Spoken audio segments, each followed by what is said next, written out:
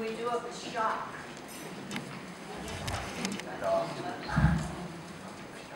Well, it's a time to be creative. It's a time not to be rigid.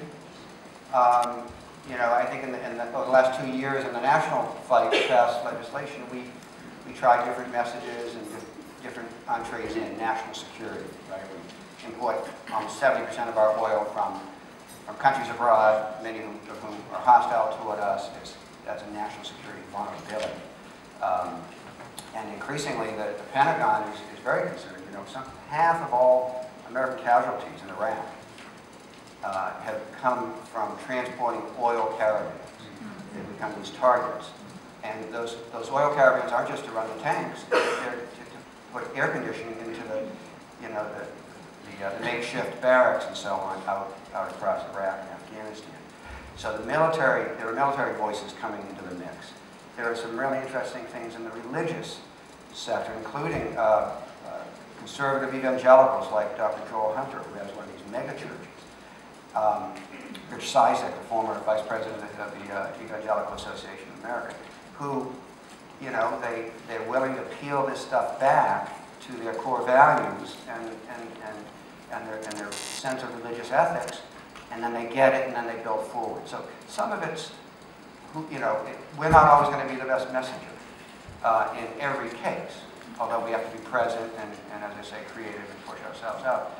But it may be, you know, I'm having a board meeting in a couple of weeks where we're inviting retired Naval Vice Admiral Meghna, who testified before Ed Markey's committee. He's unbelievable on climate change. And so people are going to listen to Vice Admiral Meghna who may not listen to me or climate scientists. Actually, let me ask you about that, because I think you said something very key about peeling back to core values, because climate change seems to be something that should appeal to everybody's core values, regardless of who you are, because it has an impact on all of us. So, you know, Rob and Alan, how is it that you get people to talk to each other about core values where, you know, you may not actually even understand what your neighbor's core value is, but climate change has an impact on that? Well, I think, you know, I'm going to argue about that. I think you do know your neighbor. If they're truly your neighbor, I think your core value first is, well, we all live in this place, and we enjoy this kind of life, and climate change threatens what we have now. So there is a way to talk to everybody, and you don't have to talk to everybody. In my town, I live in a town, 12,000 people, 1,400 of them vote in every election. They vote in town elections, they vote in national state elections. These are the magic 1,400 that you have to talk to, frankly, because they live on the street and then 8 people look at them.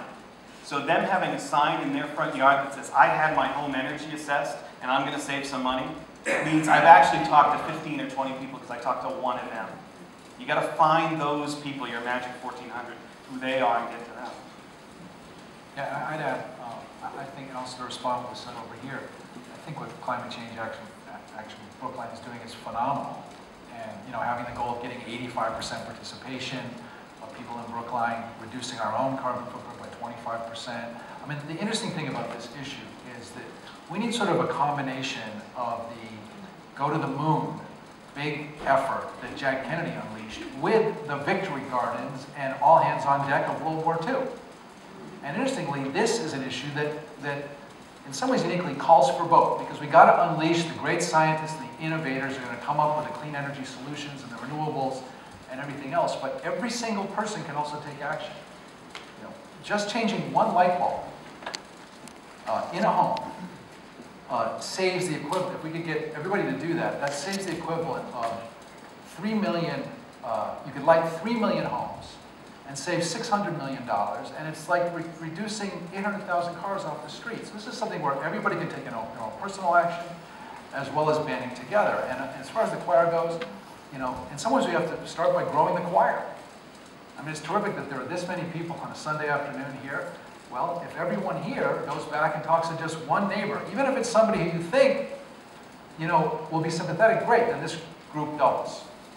And then, you know, we have to think of strategies where eventually you then start, once you get critical mass of people who are in the choir, then you start inviting other people. Maybe people who aren't opponents, but who are neutral. and say, come to a house party. Let's have a conversation. Here's stuff that we can do individually. Here's things we can do as neighbors. And also, here's an agenda that we have to push on our political leaders. And that's why I also think it's important that somehow we come up with a common agenda so that we're all, and we need a big grassroots movement. That's what this is going to take, ultimately, because as we've seen, you know, the forces of the status quo, the people who are benefiting from not embracing this issue, and there's billions and tens of billions, hundreds of billions of dollars at stake, aren't going to go easily. It's going to take a big citizen movement, ultimately, to deal with this.